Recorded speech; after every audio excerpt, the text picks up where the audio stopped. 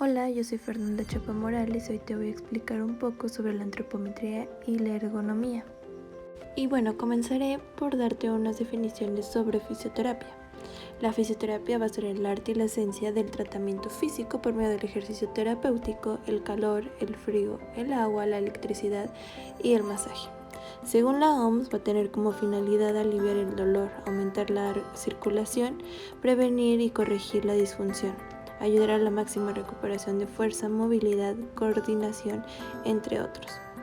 Y según la CIF, que es la Clasificación Internacional del Funcionamiento de la Discapacidad y de la Salud, brindar un lenguaje unificado, esterilizado y un marco conceptual para la descripción de la salud y los estados relacionados con la salud.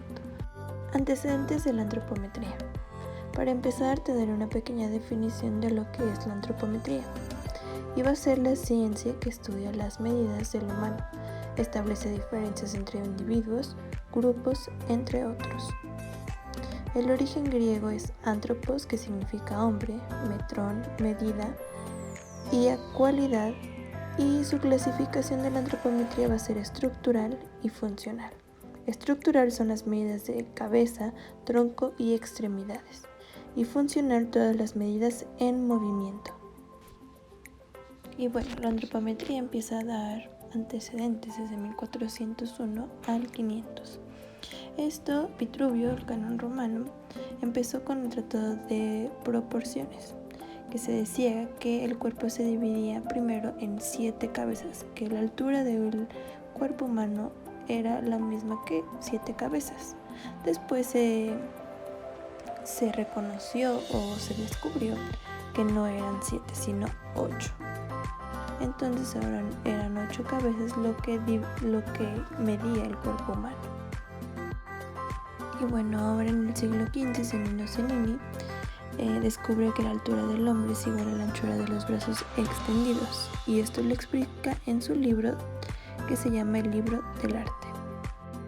En 1457 a 1552, Alberto Durero pasa a ser padre de la antropometría moderna, ya que él descubre que ya no son ni 8 ni 7 cabezas, sino son 9, también con la ayuda de Dionisio, que es el monje de Fauna Agrapa.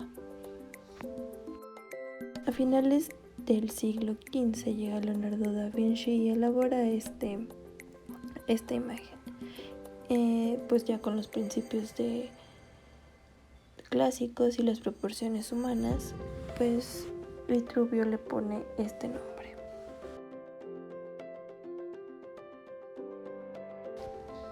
Y ya, por fin en 1976, gracias al precursor matemático belga Gottlieb Adolph, se consideró como una ciencia la antropometría.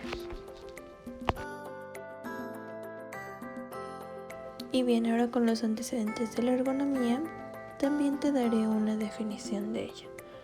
La ergonomía se va a centrar en la ejecución y el bienestar. La ejecución se va a entender en este contexto como la productividad, eficiencia, seguridad, fiabilidad, etc. Mientras que el bienestar sería la salud y seguridad de los trabajadores, satisfaciendo en el trabajo y el desarrollo profesional.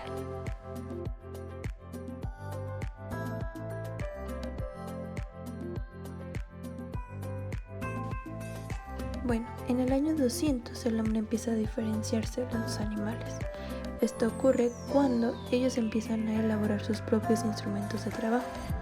Esto para cazar animales, para su trabajo obviamente, y también para la agricultura, para cosechar sus propios alimentos.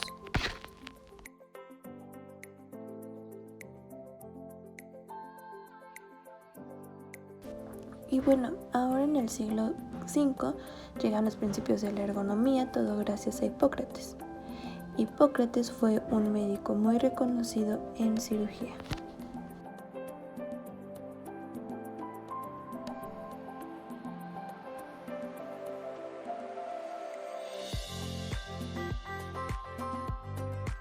En el año 657, en Egipto, empieza un registro de enfermedades que causaban las condiciones donde trabajaban. había 3 aspectos los cuales pues se culpan por esas enfermedades, entre ellos el clima, los esfuerzos del trabajo y la postura que tenían todos los trabajadores.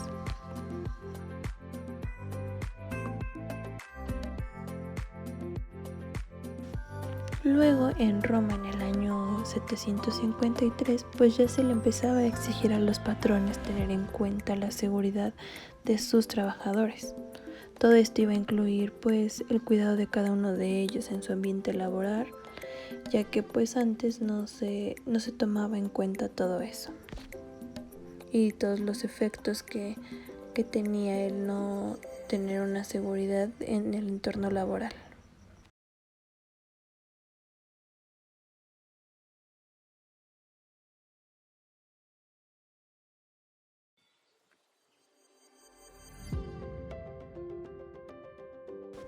Y bueno, en 1489, Leonardo da Vinci empieza a ilustrar las maravillas naturales de los movimientos corporales, que será la siguiente imagen.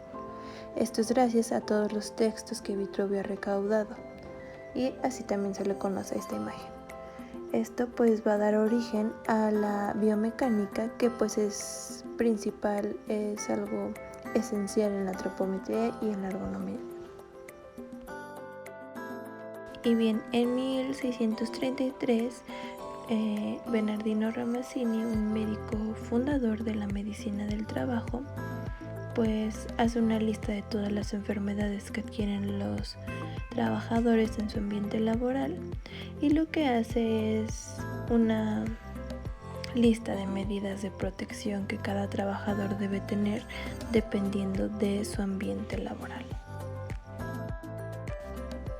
Y ahora en el siglo XVIII y XIX pues empieza a ver más todo esto de la ergonomía física, el trabajo muscular, la carga de trabajo óptimo, y se le empieza a dar más importancia a esto.